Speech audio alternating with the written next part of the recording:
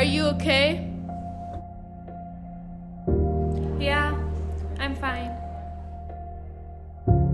What made you say that? Don't know, you haven't been in your right mind lately. No, I'm okay.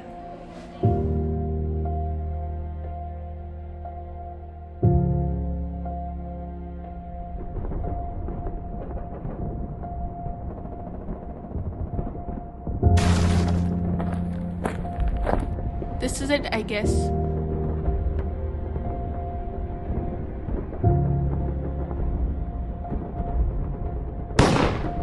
No! No, no, this can't happen, no!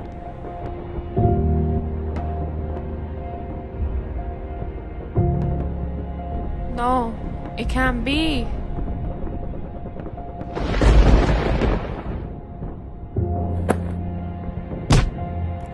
Wait, Mia. Don't you remember me? Your best friend? Does it even matter?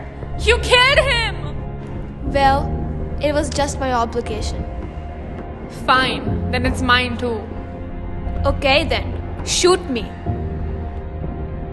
Shoot me, I said. Shoot me!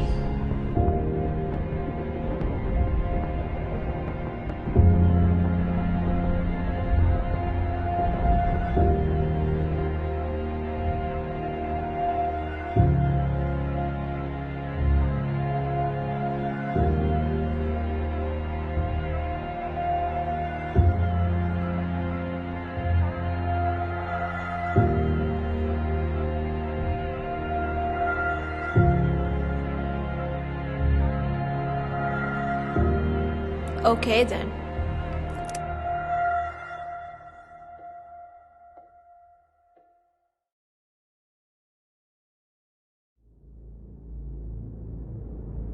Tear down the bridges, drain all the rivers, burn down the town hall. There are no winners. Reload the weapons, sharpen the scissors, cut off the fetters, pull all the triggers.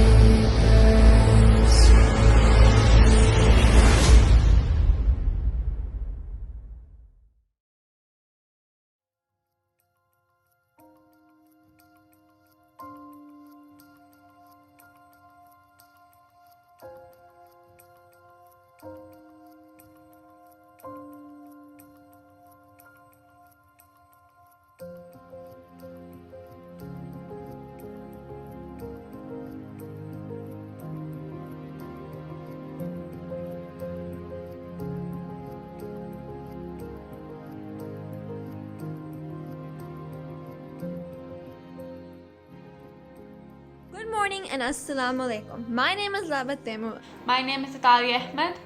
This is Saida Imanzara. I am Hanamad Khan and we are students of IGCSE Global Perspectives.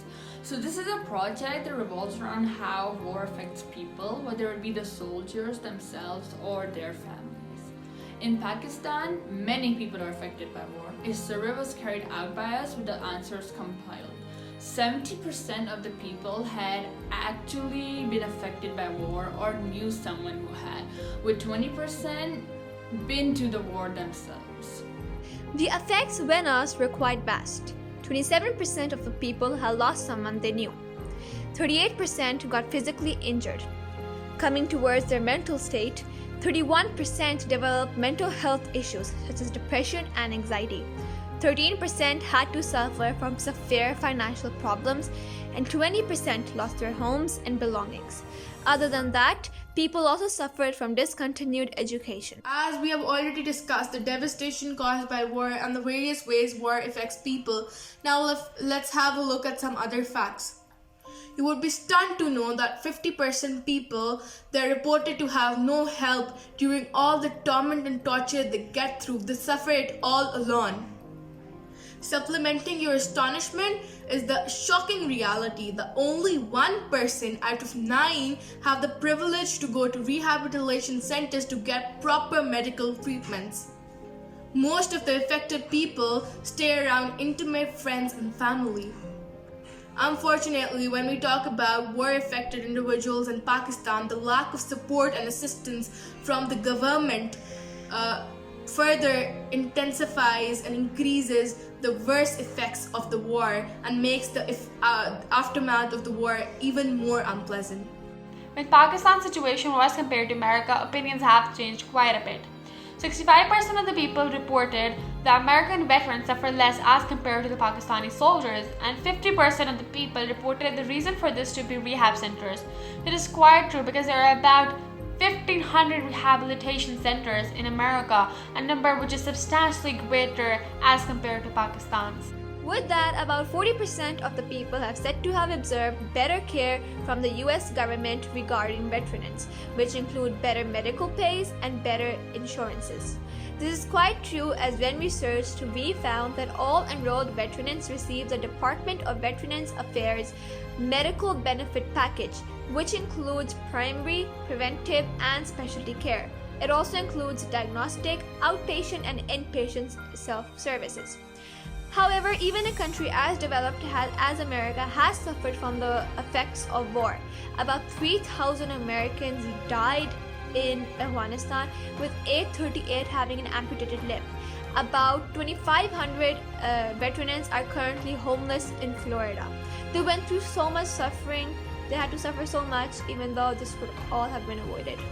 When asked if war brings peace, 80% of the people rejected, going towards the idea of war being hell and negotiations working better.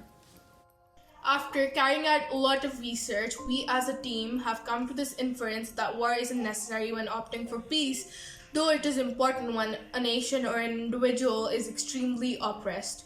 We need to understand the fact that war brings more bad than good, and this is why we all are here and we are so dedicated to spread awareness about this very sensitive issue. We all think that war should be taken as a last stance and we should consult negotiation first. War is needed and not needed. War between countries can and should be avoided for the sake of peace, as those problems can be resolved via bilateral or multilateral talks or in the UN Security Council. On the other hand, war against terrorism and extremist groups is needed for peace, as they are neither open to negotiations, and when they are, they have absurd demands which are either unachievable, unethical, extremist, or open to war crime. Thus, from now on, we should take an oath of peace, not participating in war and only taking it as a last stance, because a person's life is far more important than any piece of land. Thank you.